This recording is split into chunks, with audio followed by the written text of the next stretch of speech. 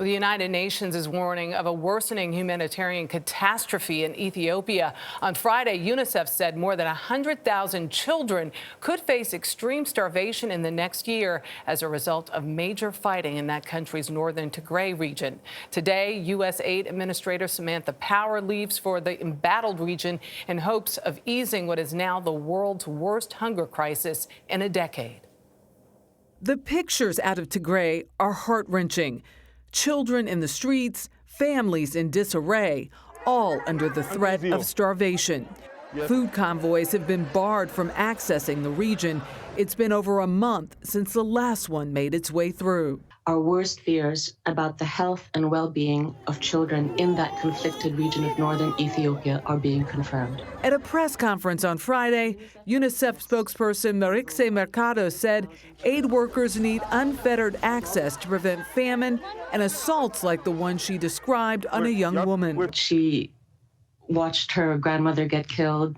She was raped by several men as she watched her 9-month-old baby being tossed around by other men. The conflict pits Ethiopia's central government, led by Prime Minister Abiy Ahmed, against Tigrayan forces to the north.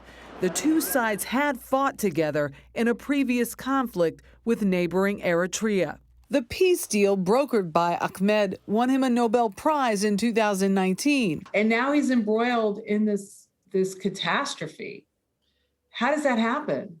Yeah, unfortunately, I think Prime Minister Abiy joins the list of Nobel Peace Prize winners who use all that goodwill and squander it. Simon Adams is the executive director of the group Responsibility to Protect. There's no good guys in this conflict. There are no real heroes in this, except ordinary people who are crushed between these competing armed forces, who are displaced from their homes. By last November, tensions between Ahmed's government and Tigray turned violent.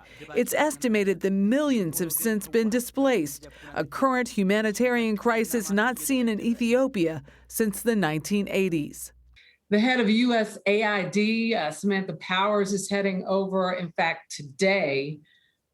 What can she do? I think her visit sends a very powerful signal that these atrocities can no longer be ignored.